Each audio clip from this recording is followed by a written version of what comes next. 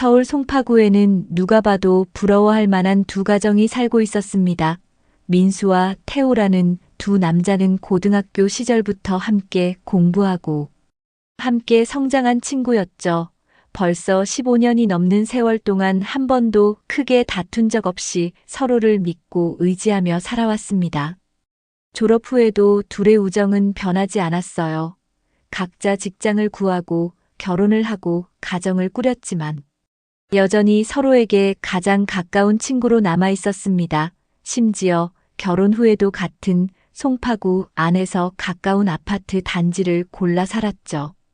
걸어서 10분이면 갈 수 있는 거리였습니다. 민수는 37살로 중견 기업에서 일하는 성실한 직장인이었습니다. 아내 지연은 35살이었고 차분하고 단정한 인상을 가진 여성이었어요. 결혼한 지 8년째였지만 둘의 관계는 여전히 안정적으로 보였습니다. 태호 역시 같은 나이인 37살이었고 민수와 비슷한 규모의 회사에서 근무하고 있었죠. 태호의 아내 서연은 36살로 밝고 활발한 성격의 소유자였습니다. 이들 네 사람은 자연스럽게 가족 단위로 어울리기 시작했어요. 주말이면 함께 식사를 하고 명절에는 서로의 집을 오가며 시간을 보냈습니다. 이웃들이 볼 때 네 사람의 관계는 정말 이상적으로 보였습니다. 남편들끼리는 오랜 친구였고 아내들 역시 서로 편하게 지내는 사이였죠. 아이들은 없었지만 그것이 오히려 부부들끼리 더 자주 만날 수 있는 여건을 만들어 주었습니다. 함께 영화를 보러 가기도 하고 근처 맛집을 탐방하기도 했어요. 가끔은 주말에 짧은 여행을 함께 떠나기도 했습니다. 단지 내 커뮤니티에서도 이들 네 사람은 모범적인 관계로 여겨졌죠. 결혼 생활이 길어지면서 각자의 생활에 바빠져 멀어지는 부부들이 많은데 이들은 달랐습니다. 민수와 지연의 집은 깔끔하게 정리되어 있었고 생활 패턴도 규칙적이었습니다. 민수는 매일 아침 7시에 출근했고 지연도 본인의 직장으로 향했어요. 저녁에는 함께 저녁 식사를 하고 텔레비전을 보거나 각자의 시간을 가졌습니다. 태호와 서연의 집도 비슷했죠. 태호는 회사 업무에 열심이었고 서연은 꼼꼼하게 집안일을 챙겼습니다. 두 가정 모두 경제적으로 안정되어 있었고 특별한 문제가 없어 보였어요. 주변 사람들은 이들을 보며 부러움을 느꼈습니다. 주말 저녁이면 네 사람은 자주 함께 모였습니다. 민수의 집이나 태호의 집 중 한 곳에 모여서 저녁을 먹고 이야기를 나눴죠. 대화 주제는 주로 회사 생활이나 최근 본 영화 또는 여행 계획 같은 것들이었습니다. 지연과 서연도 서로 편하게 대화를 나눴어요. 요리 방법을 공유하거나 쇼핑 정보를 주고받기도 했습니다.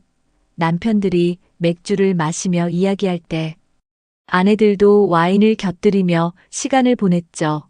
이런 모임은 한 달에 적어도 2~3번은 있었습니다. 민수는 태호를 정말 믿었습니다. 고등학교 때부터 함께한 친구였고 어떤 일이 있어도 서로를 배신하지 않을 것이라 생각했죠. 태호도 마찬가지였습니다. 민수는 자신의 인생에서 가장 소중한 사람 중 하나라고 여겼어요. 두 사람은 서로의 집, 비밀번호까지 알고 있을 정도로 가까웠습니다. 급한 일이 있으면 상대방 집에 들어가 물건을 가져오기도 했죠. 그만큼 신뢰가 깊었습니다. 하지만 완벽해 보이는 관계 속에서도 작은 변화들이 조금씩 나타나기 시작했습니다. 아직은 누구도 눈치채지 못했지만 균열의 시작이었죠. 그 균열은 너무나 작고 은밀해서 당사자들조차 느끼지 못할 정도였습니다. 하지만 시간이 지나면서 그 균열은 점점 커질 예정이었어요. 결국 두 가정 모두를 완전히 무너뜨릴 만큼 거대한 파괴력을 가진 사건으로 자라날 것이었습니다. 변화는 아주 미묘하게 시작되었습니다.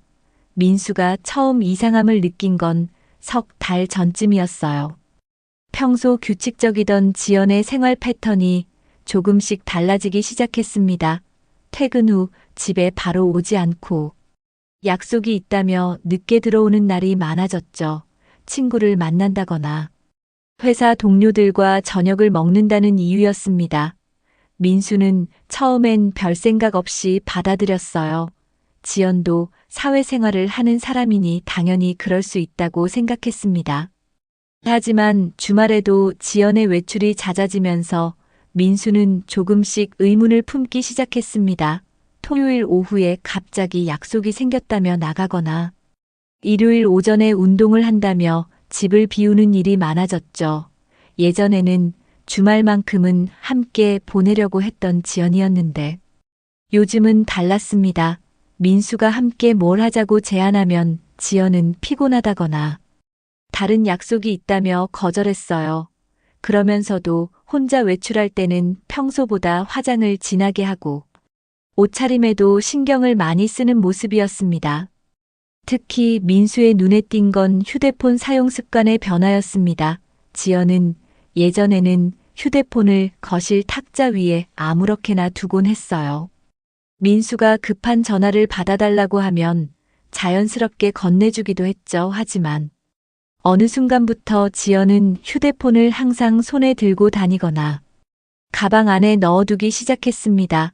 화면에도 복잡한 패턴 잠금을 걸어놨고 알림이 와도 화면을 민수에게 보이지 않으려고 했어요. 밤에 잘 때도 휴대폰을 뒤집어서 놓거나 진동 모드로 바꿔놓았습니다. 민수는 지연에게 직접 물어볼까 고민했습니다. 하지만 확실한 이유도 없이 의심한다는 게 미안하게 느껴졌죠.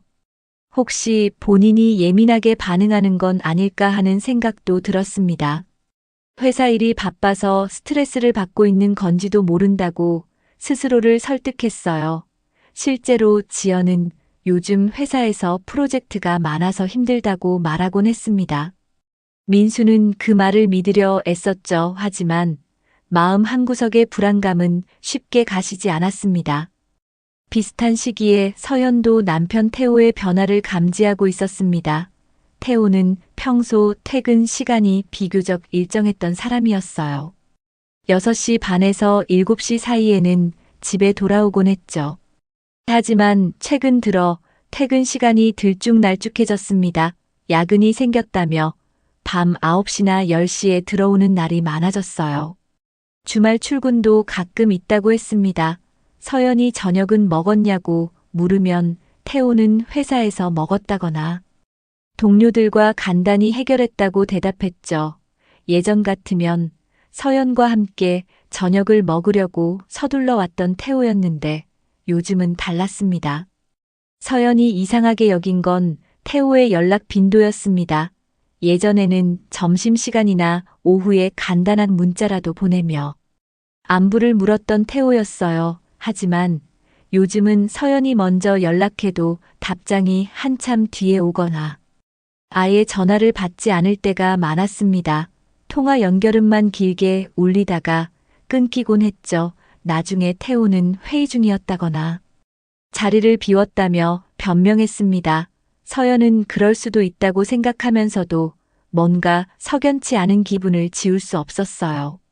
더 이상한 건 태호가 결혼 반지를 끼지 않고 출근하는 날이 생겼다는 점입니다. 어느 날 아침 서연은 태호의 손가락에 반지가 없는 걸 발견했어요. 물어보니 태호는 회사에서 서류 작업이 많아서 불편하다며 빼놓고 간다고 했습니다. 하지만 결혼 후 단 한 번도 반지를 빼지 않던 태호였죠.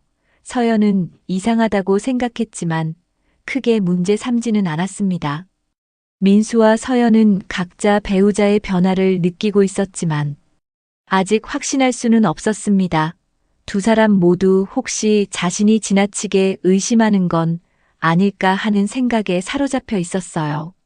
하지만 시간이 지날수록 이상한 점들은 더 명확해졌습니다. 그리고 두 사람은 아직 몰랐지만 지연과 태호의 행동 변화는 정확히 같은 시점에서 시작되었다는 사실이었죠. 이 우연은 결코 우연이 아니었습니다. 서연은 더 이상 불안감을 무시할 수 없었습니다. 남편 태호의 행동이 너무나 명확하게 달라졌기 때문이죠. 일주일 전 태호는 또다시 결혼 반지를 끼지 않고 출근했어요. 서연이 왜 반지를 안 끼고 가냐고 물었을 때 태호는 잠깐 당황하는 표정을 지었습니다. 그러더니 손가락이 부어서 끼기 불편하다고 둘러댔죠. 하지만 서연이 보기엔 태호의 손가락은 전혀 부어있지 않았습니다. 그 순간 서연은 뭔가 잘못되었다는 확신을 갖게 되었어요. 다음 날 서연은 태호의 차량을 확인하기로 마음먹었습니다. 남편이 출근한 후 지하 주차장으로 내려갔죠. 태호의 차는 평소처럼 주차되어 있었어요. 서연은 예비키를 가지고 있었기 때문에 차 문을 여는 건 어렵지 않았습니다. 조수석에 앉아 블랙박스를 확인하려는 순간 서연은 이상한 점을 발견했어요. 블랙박스 전원이 꺼져 있었던 겁니다. 평소 태호는 안전을 중요하게 생각해서 블랙박스를 항상 작동시켜 뒀는데 말이죠. 서연은 블랙박스 저장 기록을 확인해 봤습니다. 최근 사흘 동안의 기록이 전부 비어 있었어요. 누군가 의도적으로 전원을 껐다는 의미였죠. 태호가 무언가를 숨기려 한다는 생각이 들었습니다. 서연의 가슴은 빠르게 뛰기 시작했어요. 불안감은 이제 확신으로 바뀌고 있었습니다. 남편이 거짓말을 하고 있다는 것. 그리고 그 거짓말 뒤에는 분명 큰 비밀이 숨어 있다는 걸 직감했죠. 그날 저녁 태호는 또다시 야근이라며 늦게 들어온다고 문자를 보냈습니다. 서연은 더 이상 참을 수 없었어요. 남편이 정말 회사에 있는지 직접 확인하기로 결심했습니다.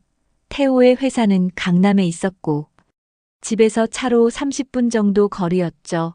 서연은 저녁 7시쯤 차를 몰고 태호의 회사 근처로 향했습니다. 회사 건물 맞은편 카페에 자리를 잡고 앉아 지켜봤어요. 태호의 차가 주차장에 있는지 확인하니 차는 그대로 있었습니다. 8시가 넘어서 태호가 회사 건물에서 나왔습니다. 서연은 긴장한 채로 남편의 움직임을 주시했죠. 태호는 주차장으로 가서 차를 빼냈어요. 서연은 적당한 거리를 두고 뒤따라갔습니다. 심장이 터질 듯 뛰었지만 놓칠 수 없었죠. 태호의 차는 회사와 반대 방향으로 향했습니다. 집으로 오는 길이 아니었어요. 강남역 쪽으로 계속 이동했습니다. 20여 분을 따라간 끝에 태호의 차는 한 카페 근처에 멈춰 섰습니다. 서연은 조금 떨어진 곳에 차를 세우고 지켜봤어요. 태호가 차에서 내려 카페 안으로 들어갔죠. 잠시 후 카페 창가 자리에 앉은 태호의 모습이 보였습니다. 그런데 태호는 혼자가 아니었어요. 맞은편에는 여자가 앉아 있었습니다. 서연은 그 여자가 누군지 단번에 알아봤죠. 지연이었습니다. 민수의 아내 지연이 남편과 마주 앉아 이야기를 나누고 있었던 겁니다. 서연은 그 순간 모든 게 무너지는 기분이었습니다. 손이 떨렸고 머릿속이 하얘졌어요. 하지만 정신을 차려야 했습니다. 증거를 확보해야 한다는 생각이 들었죠. 서연은 핸드폰을 꺼내 카페 안에 두 사람을 사진으로 찍었습니다. 태호와 지연은 서로를 바라보며 웃고 있었어요. 친구의 아내와 단순히 차를 마시는 분위기가 아니었습니다. 두 사람 사이의 거리가 너무 가까웠고 손을 맞잡은 것처럼 보이기도 했죠. 1시간 정도 지나자 두 사람은 카페를 나왔습니다. 서연은 계속 지켜봤어요. 태호와 지연은 나란히 걸으며 어딘가로 향했습니다. 주차장으로 가는 게 아니라 반대편 골목길로 들어갔죠. 서연은 차에서 내려 조심스럽게 뒤를 따랐습니다. 두 사람은 작은 음식점 앞에서 멈춰 섰다가 다시 걷기 시작했어요. 그렇게 10여 분을 걷더니 한 건물 앞에 멈춰 섰습니다. 빌라였습니다. 태호가 비밀번호를 누르고 문을 열었고 지연이 그 뒤를 따라 안으로 들어갔죠. 서연은 그 장면을 보고 모든 걸 확신했습니다. 남편이 바람을 피우고 있었고 상대는 다름 아닌 절친한 친구의 아내였던 겁니다. 배신감과 분노가 동시에 밀려왔어요. 하지만 서연은 감정을 억눌렀습니다. 더 확실한 증거가 필요했죠. 집으로 돌아온 서연은 그날 밤 잠을 이룰 수 없었습니다. 새벽까지 뒤척이다가 계획을 세우기 시작했어요. 다음 날 서연은 태호의 휴대폰을 확인할 방법을 찾았습니다. 태호가 샤워하는 동안 거실에 놓인 휴대폰을 집어들었죠. 다행히 지문 인식으로 잠금을 풀 수 있었습니다. 메시지를 확인하자 지연과 주고받은 대화들이 나왔어요. 내용은 명백했습니다. 서로를 그리워하는 말들, 만날 약속을 잡는 대화들. 그리고 배우자들 몰래 만나는 시간과 장소들이 적혀 있었죠. 서연은 빠르게 대화 내용을 사진으로 찍어 자신의 휴대폰으로 전송했습니다. 통화 기록도 확인했어요. 지연과의 통화가 거의 매일 있었습니다. 짧게는 10분, 길게는 1시간씩 통화한 기록도 있었죠.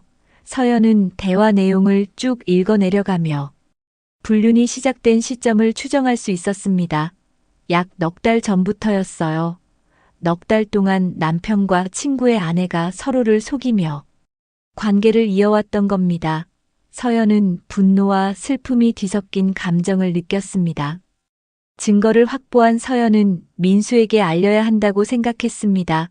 민수도 이 사실을 알아야 했죠. 하지만 어떻게 말해야 할지 고민이 되었어요. 절친한 친구에게 아내가 바람을 피운다고 말하는 건 쉽지 않은 일이었습니다. 그래도 진실을 알려주는 게 맞다고 판단했죠. 서연은 민수에게 연락하기로 마음먹었습니다. 서연은 며칠 동안 고민했습니다. 민수에게 사실을 알려야 하는지 아니면 좀 더 확실한 증거를 모아야 하는지 갈팡질팡했죠. 하지만 이미 확보한 증거만으로도 충분하다는 판단이 섰습니다. 메시지 내용, 통화 기록, 카페에서 찍은 사진, 그리고 빌라에 함께 들어가는 장면까지 목격했으니까요. 더 이상 미룰 수 없었습니다. 서연은 민수에게 조심스럽게 연락을 취했어요. 급하게 만나고 싶다고 말했습니다. 민수는 서연의 목소리가 평소와 다르다는 걸 느꼈죠. 무슨 일인지 물었지만 서연은 직접 만나서 이야기하고 싶다고 했습니다. 다음 날 오후 두 사람은 조용한 카페에서 만났습니다. 서연은 떨리는 손으로 휴대폰을 꺼냈어요. 그리고 지난 며칠간 찍어둔 사진들과 메시지 캡처 화면을 민수에게 보여줬습니다. 민수는 처음엔 믿을 수 없다는 표정을 지었죠. 화면 속 태호와 지연의 모습을 보면서도 현실감이 들지 않았습니다. 하지만 메시지 내용을 읽어내려가면서 민수의 얼굴은 점점 굳어졌어요. 서로 사랑한다는 말, 다음에 만날 약속, 그리고 배우자들을 속이는 대화까지 모든 게 명확했습니다. 민수는 아무 말도 하지 못했습니다. 서연은 약 넉 달 전부터 두 사람의 관계가 시작된 것 같다고 설명했습니다. 통화 기록을 보면 그때부터 연락이 잦아졌다고 했죠. 민수는 넉 달이라는 시간이 믿기지 않았어요. 그동안 자신은 전혀 눈치채지 못했고 태호와도 평범하게 만나며 지냈으니까요. 배신감이 밀려왔습니다. 가장 믿었던 친구와 아내가 자신을 속이고 있었다는 사실이 받아들여지지 않았죠. 민수는 잠시 말없이 앉아 있다가 고개를 끄덕였습니다. 확인해 보겠다고 말했어요. 민수는 집으로 돌아와 침착하게 계획을 세웠습니다. 감정적으로 대응하면 안 된다고 스스로를 다독였죠. 확실한 현장을 목격해야 한다고 생각했습니다. 서연이 보여준 증거만으로도 충분했지만 민수는 직접 눈으로 확인하고 싶었어요. 그래야 마음을 정리할 수 있을 것 같았습니다. 며칠 후 기회가 왔습니다. 토요일 오후 지연이 대학교 동창을 만난다며 외출 준비를 하기 시작했거든요. 평소보다 화장을 진하게 했고 옷도 신경 써서 골랐습니다. 민수는 아무렇지 않은 척하며 잘 다녀오라고 말했죠. 지연이 집을 나서자 민수는 서연에게 연락했습니다. 지연이 외출했다고 알렸어요. 서연은 태호도 오늘 회사에 급한 일이 생겼다며 나갔다고 답장했습니다. 두 사람은 서로 연락을 주고받으며 배우자들의 동선을 추적하기로 했죠. 민수는 차를 몰고 지연을 따라 나섰습니다. 지연은 지하철역으로 향하는 듯 했지만 중간에 방향을 바꿔 택시를 탔어요. 민수는 적당한 거리를 두고 뒤따랐습니다. 택시는 강남 방향으로 계속 달렸죠. 서현도 태호의 차를 따라 나섰습니다. 태호는 회사가 아닌 강남 쪽으로 차를 몰았어요. 서현은 남편이 거짓말을 했다는 걸 확인했습니다. 두 사람은 계속 연락을 주고받았죠. 민수가 탄 택시와 서현이 따라가는 태호의 차가 같은 방향으로 향하고 있었습니다. 점점 목적지가 가까워지는 게 느껴졌어요. 1시간쯤 지나자 지연을 태운 택시가 강남의 한 호텔 앞에 멈춰 섰습니다. 민수는 조금 떨어진 곳에 차를 세우고 지켜봤어요. 지연이 택시에서 내려 호텔 입구 근처에서 누군가를 기다리는 듯 서 있었습니다. 잠시 후 태호의 차가 호텔 주차장으로 들어가는 게 보였죠. 서현도 그 모습을 목격하고 민수에게 문자를 보냈습니다. 태호가 도착했다고요. 민수는 답장했습니다. 지연도 호텔 앞에 있다고 말이죠. 10여 분 후 태호가 주차장에서 나와 호텔 입구로 걸어갔습니다. 지연이 반갑게 손을 흔들며 태호에게 다가갔어요. 두 사람은 자연스럽게 손을 잡고 호텔 안으로 들어갔습니다. 민수는 그 장면을 핸드폰으로 촬영했죠. 서현도 차 안에서 모든 걸 지켜보며 사진을 찍었습니다. 두 사람의 가슴은 무너지는 것 같았어요. 하지만 이제 의심의 여지가 없었습니다. 민수와 서현은 호텔 주차장 근처에서 기다렸습니다. 2시간이 넘게 지났죠. 해가 저물어 가고 있었습니다.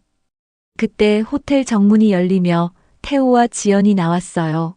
두 사람은 손을 꼭 잡고 있었고 서로를 바라보며 웃고 있었습니다. 익숙한 모습이었죠. 처음 만나는 사이가 아니라 오래 사귄 연인처럼 자연스러웠어요. 태호가 지연의 어깨에 팔을 두르자 지연은 태호에게 몸을 기댔습니다. 두 사람은 주차장 쪽으로 걸어갔죠. 민수는 그 모습을 보며 모든 게 끝났다고 느꼈습니다. 더 이상 의심할 여지가 없었어요.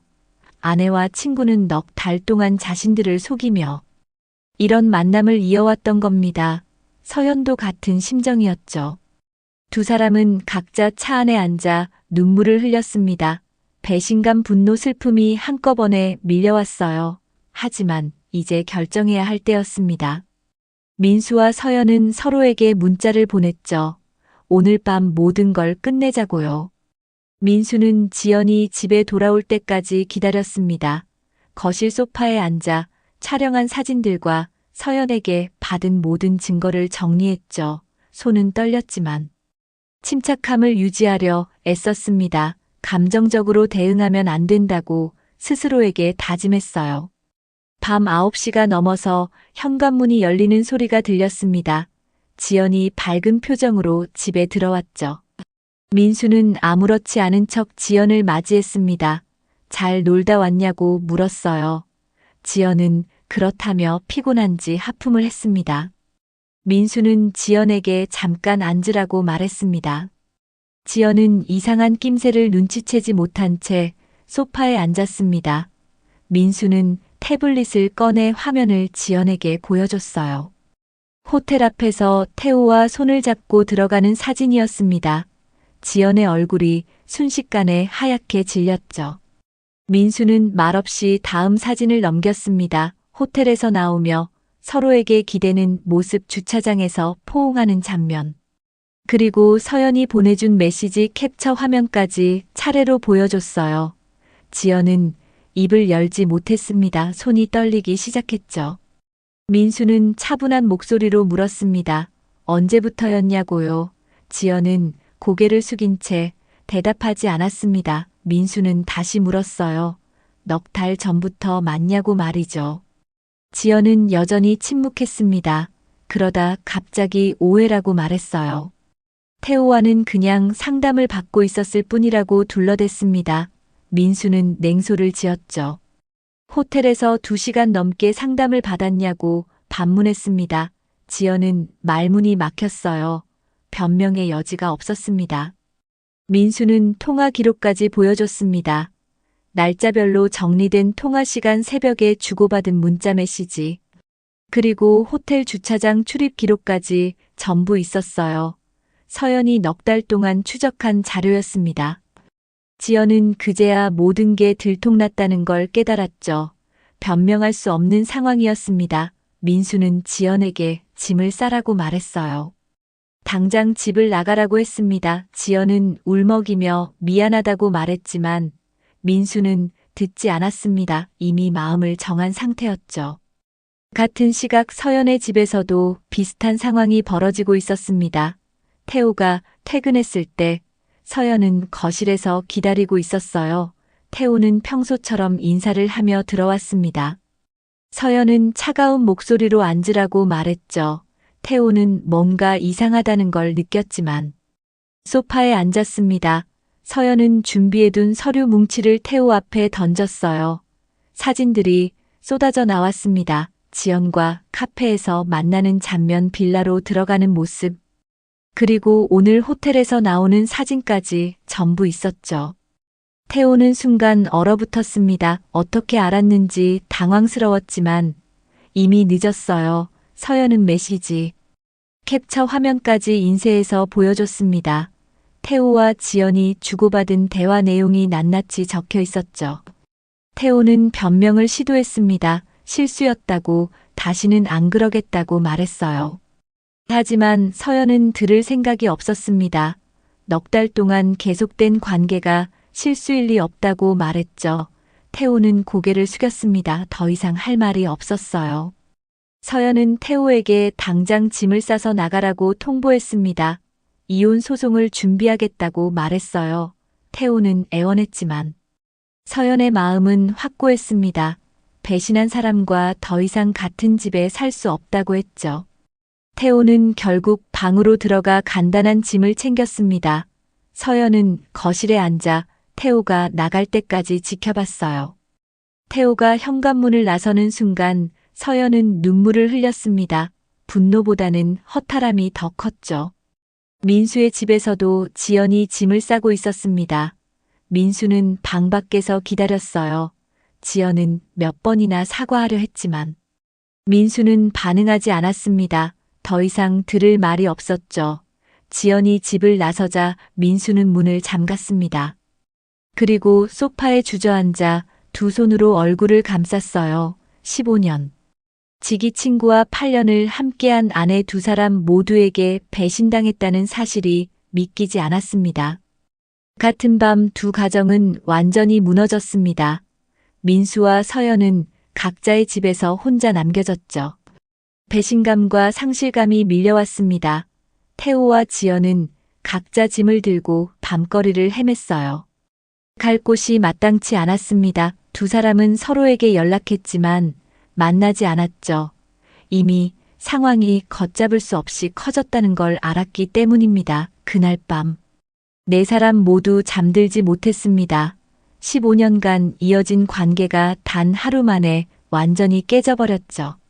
다음 날 아침 민수는 일찍 일어나 변호사 사무실을 알아봤습니다. 이혼 전문 변호사를 찾아야 했죠. 인터넷으로 평판이 좋은 곳을 검색했고 오전 10시에 상담 예약을 잡았습니다. 변호사 사무실은 강남에 있었어요. 민수는 전날 정리해둔 모든 증거 자료를 파일에 담아 챙겼습니다. 사진, 메시지, 캡처, 통화 기록, 그리고 호텔 출입 시간까지 날짜별로 정리한 문서였죠. 변호사를 만나자 민수는 차분하게 상황을 설명했습니다. 아내가 친구와 불륜 관계를 맺었고 그 기간이 약 넉 달 정도 된다고 말했어요. 변호사는 민수가 준비한 자료를 꼼꼼히 살펴봤습니다. 증거가 명확하다고 평가했죠. 호텔 출입 사진과 메시지 내용만으로도 부정행위를 입증하기에 충분하다고 했습니다.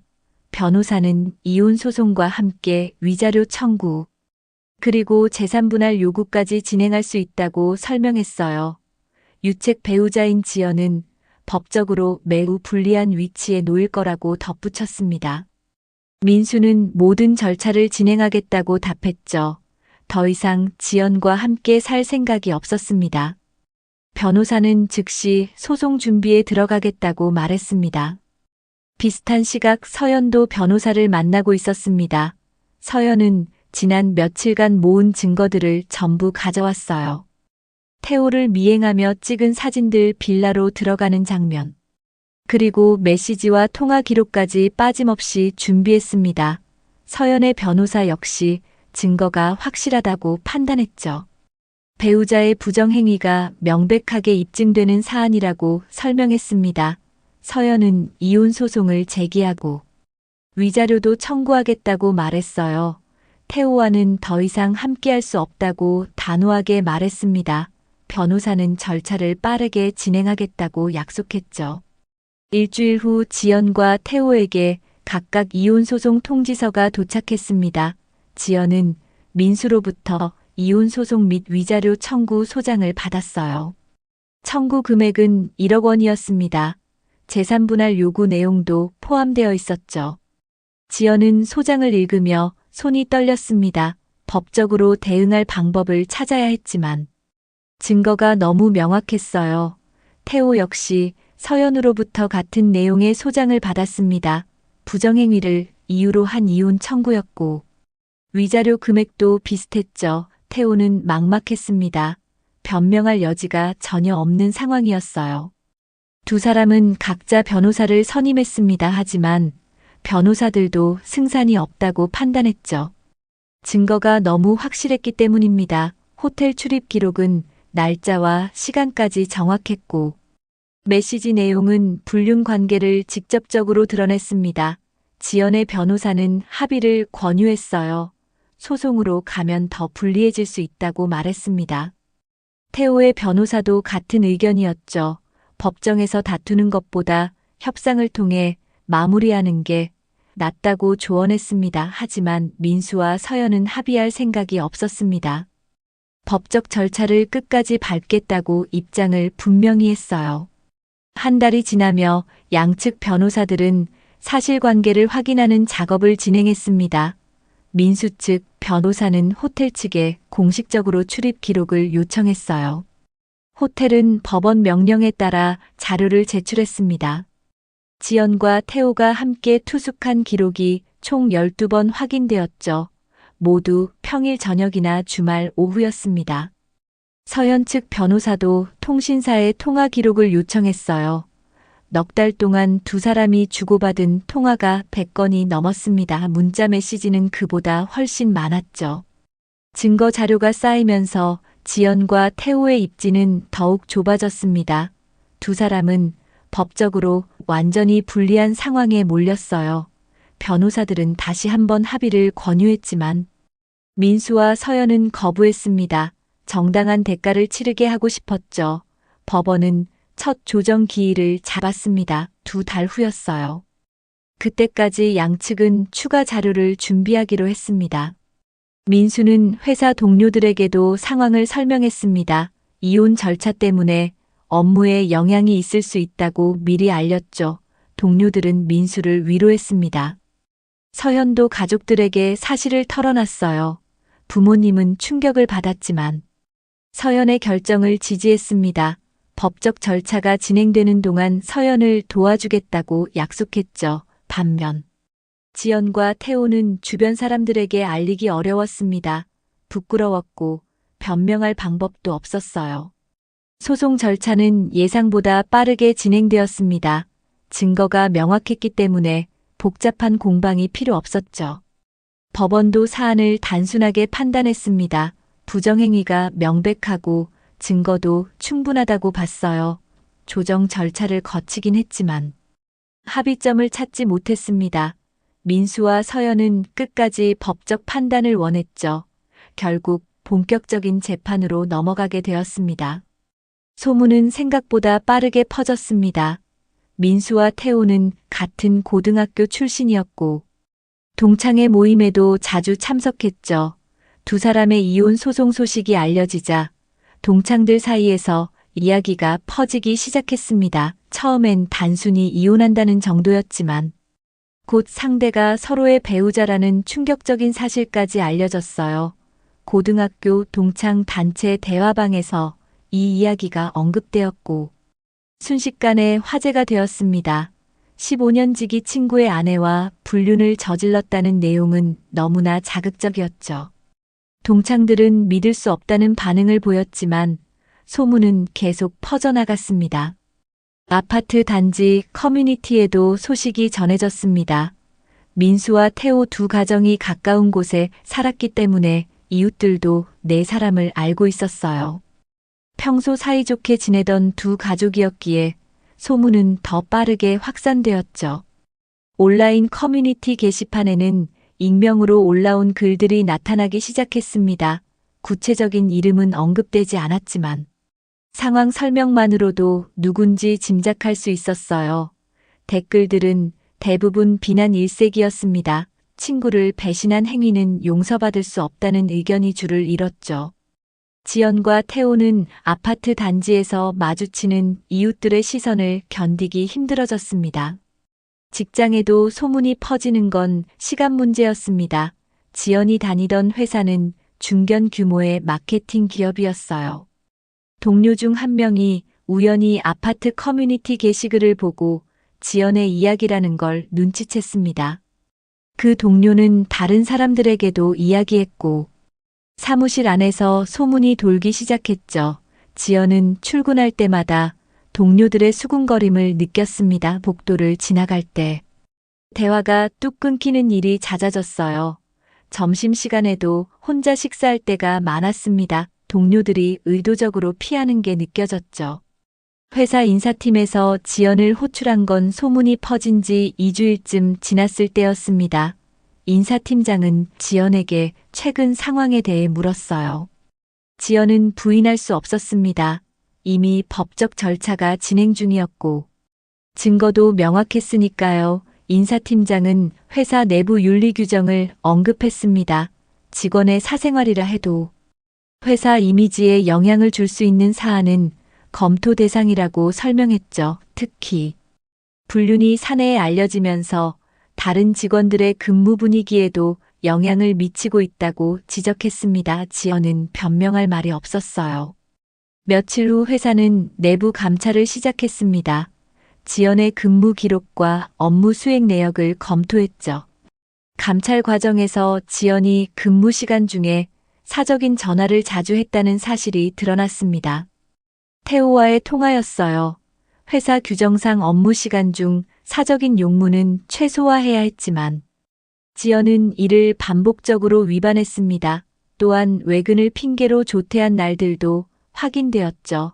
실제로는 태호를 만나러 간 것이었습니다. 회사는 이를 근무 태만으로 판단했어요. 감찰 결과가 나온 후 인사위원회가 열렸습니다. 위원들은 지연의 행위가 회사 윤리 규정에 위배된다고 결론 내렸죠. 더불어 외부에 알려지면서 회사 이미지에도 부정적인 영향을 미쳤다고 판단했습니다. 실제로 몇몇 거래처에서 지연과의 업무를 꺼리는 반응을 보였어요. 회사는 최종적으로 지연에게 권고사직 조치를 통보했습니다. 자발적으로 퇴사하지 않으면 징계 해고, 절차를 밟을 수밖에 없다고 경고했죠. 지연은 선택의 여지가 없었습니다. 결국 사직서를 제출했어요. 태호의 상황은 더 심각했습니다. 태호가 다니던 회사는 규모가 큰 제조업체였어요. 회사 차량 관리가 엄격한 곳이었습니다. 태호는 영업팀 소속으로 업무용 차량을 배정받아 사용하고 있었죠. 하지만 조사 결과 태호가 업무 시간 중에 회사 차량을 개인적인 용도로 사용한 사실이 드러났습니다. 지연을 만나러 갈 때 회사 차를 이용했던 거예요. 차량 운행 기록을 확인하자 업무 지역이 아닌 곳으로 이동한 내역이 여러 건 발견되었습니다. 호텔 근처 주차장에 세워둔 기록도 있었죠. 회사는 이를 중대한 규정 위반으로 간주했습니다. 회사 자산을 사적으로 유용한 행위였기 때문이에요. 더구나 업무 시간 중에 사적인 만남을 가진 것도 문제가 되었습니다. 태호는 야근이나 외근을 핑계로 지연을 만났는데 실제로는 업무를 하지 않은 시간이 상당했죠. 회사는 이를 근무 태만 및 허위 보고로 판단했습니다. 태호에게도 인사위원회가 열렸고 결과는 가혹했어요. 징계성 해고 조치가 내려졌습니다. 즉시 퇴사해야 했죠. 두 사람은 동시에 직장을 잃었습니다. 경제적 기반이 완전히 무너진 겁니다. 지연은 권고사직으로 퇴직금을 받긴 했지만 재취업이 쉽지 않을 상황이었어요. 업계가 좁아서 소문이 금방 퍼질 게 뻔했습니다. 태호는 징계 해고라 퇴직금도 제대로 받지 못했죠. 다른 회사에 이력서를 넣어도 이전 직장에서의 해고, 사유를 묻는 질문을 피할 수 없었습니다. 두 사람의 사회적 신뢰는 완전히 바닥났어요. 친구들은 연락을 끊었고 동료들도 거리를 두었습니다. 이웃들의 시선도 차갑기만 했죠. 시간이 흐르면서 지연과 태호는 자신들의 선택이 얼마나 큰 대가를 불러왔는지 절감하게 되었습니다. 직장을 잃은 건 시작에 불과했어요. 경제적인 어려움은 생각보다 빠르게 찾아왔습니다. 지연은 재취업을 시도했지만 번번이 거절당했죠. 면접까지 가도 이전 직장에서의 퇴사 사유를 물어보면 대답하기 곤란했습니다. 솔직하게 말할 수도 없었고 거짓말을 하자니 나중에 들통날까 두려웠어요. 결국 몇 달째 취업에 실패하며 저축했던 돈이 빠르게 줄어들었습니다. 태호의 상황은 더 심각했죠. 징계 해고, 기록 때문에 어느 회사도 그를 받아주지 않았습니다. 생활비를 벌기 위해 단기 아르바이트를 전전해야 했어요. 두 사람은 각자 임시 거처를 마련해 생활하고 있었습니다. 지연은 친구 집에 얹혀 지내다가 작은 원룸을 얻었죠. 태호는 고시원에서 몇 주를 보낸 후 월세방으로 옮겼습니다. 예전에 안정적이고 편안했던 생활은 완전히 사라졌어요. 두 사람 모두 경제적으로 궁핍해지면서 심리적인 압박도 커졌습니다. 법원에서는 이혼 소송이 계속 진행되고 있었고 위자료 청구 금액도 만만치 않았죠. 변호사 비용도 부담이었습니다. 현실의 무게가 점점 더 무겁게 짓눌러 왔어요. 처음 몇 주 동안 지연과 태호는 서로에게 연락했습니다. 위로가 필요했고 같은 처지를 겪고 있는 사람은 상대방뿐이었으니까요. 하지만 대화를 나눌수록 서로에게 느끼는 감정이 변하고 있다는 걸 깨달았습니다. 예전처럼 설레거나 그립지 않았어요. 오히려 상대를 볼 때마다 지금의 비참한 상황이 떠올랐습니다. 함께 있으면 더 우울해졌죠. 결국 두 사람은 연락을 줄이기 시작했습니다. 한 달쯤 지나자 완전히 연락이 끊겼어요. 서로에게 남아있던 감정은 현실의 무게 앞에서 빠르게 식어버렸습니다. 지연은 혼자 방에 앉아 후회했습니다. 왜 그런 선택을 했는지 이해할 수 없었어요. 민수는 성실하고 자상한 남편이었습니다. 큰 문제도 없이 안정적인 결혼 생활을 이어가고 있었죠. 그런데 잠깐의 설렘과 호기심 때문에 모든 걸 망쳐버렸습니다. 8년간 쌓아온 신뢰와 관계가 단 넉 달의 불륜으로 완전히 무너졌어요. 이제 돌이킬 방법은 없었습니다. 지연은 매일 밤 눈물을 흘렸지만 아무도 위로해주지 않았습니다. 친구들은 연락을 끊었고 가족들도 실망한 표정으로 대했죠. 지연은 스스로 만든 감옥에 갇혀버렸습니다. 태호 역시 비슷한 심정이었습니다. 15년 동안 함께한 친구를 배신했다는 죄책감이 점점 커졌어요. 민수는 고등학교 때부터 가장 가까운 사람이었습니다. 서로의 인생에서 중요한 순간들을 함께 나눴죠. 그런 친구의 아내와 관계를 맺었다는 사실이 믿기지 않았습니다. 태호는 거울을 볼 때마다 자신이 낯설게 느껴졌어요. 어떻게 그런 선택을 할 수 있었는지 스스로도 이해하기 힘들었습니다. 서연에게도 미안했죠. 서연은 밝고 성실한 아내였는데 그걸 지키지 못했습니다. 후회는 점점 깊어졌지만 되돌릴 수는 없었어요. 한편 민수는 이혼 절차를 마무리하고 있었습니다. 법원은 지연의 부정행위를 명백하게 인정했고 민수에게 유리한 판결을 내렸어요. 위자료와 재산 분할 모두 민수의 요구가 대부분 받아들여졌습니다. 절차가 끝나자 민수는 송파구 아파트를 정리하기로 했죠. 너무 많은 기억이 담긴 곳이었습니다. 새로운 곳에서 다시 시작하고 싶었어요. 민수는 회사와 가까운 마포구로 이사를 준비했습니다. 짐을 정리하면서 지연과 함께 찍은 사진들을 발견했죠. 한동안 사진을 바라보다가 전부 버렸습니다. 이제 앞만 보고 살아가야 했어요. 서현도 비슷한 과정을 겪고 있었습니다. 이혼 판결이 나온 후 서현은 부모님 집에서 한동안 머물렀어요. 심리적으로 회복할 시간이 필요했습니다. 부모님은 서현을 따뜻하게 감싸주었고 천천히 마음을 추스르라고 격려했죠. 몇 달 동안 충분히 쉬면서 서현은 조금씩 안정을 찾아갔습니다. 상처는 여전히 남아 있었지만 이제 일상으로 돌아갈 준비가 되었어요. 서현은 예전 직장에 복귀 의사를 밝혔습니다. 회사는 서현을 환영했죠. 동료들도 따뜻하게 맞아주었습니다. 서현은 다시 일하면서 새로운 목표를 세우기 시작했어요. 민수와 서현은 가끔 연락을 주고받았습니다. 같은 아픔을 겪은 사람으로서 서로를 이해할 수 있었죠. 하지만 자주 만나지는 않았어요. 각자의 새로운 삶에 집중하고 싶었습니다. 두 사람 모두 과거를 완전히 정리하고 앞으로 나아가기로 결심했죠. 민수는 새 아파트에 정착한 후 취미 생활을 시작했습니다. 등산 동호회에 가입했고 주말마다 산을 올랐어요. 새로운 사람들을 만나며 조금씩 일상을 회복해 갔습니다. 서현도 직장 생활에 적응하면서 요가 수업을 등록했죠. 몸과 마음을 추스르는 시간이 필요했습니다. 반면 지연과 태호는 여전히 어려운 시간을 보내고 있었습니다. 두 사람은 모든 것을 잃었어요. 가정, 직장, 친구 그리고 사회적 신뢰까지 전부 사라졌습니다. 경제적으로도 궁핍했고 심리적으로도 무너진 상태였죠. 주변에 남아있는 사람은 아무도 없었습니다. 지연과 태호는 각자 고립된 채 하루하루를 견뎌내야 했어요. 후회는 계속되었지만 이미 늦었습니다. 잠깐의 충동과 가릇된 선택이 두 가정의 10년을 무너뜨렸고 그 대가는 누구보다 가혹했습니다. 배신을 저지른 사람들은 모든 걸 잃었고 상처를 견딘 사람들은 천천히 새로운 길을 향해 나아가고 있었습니다.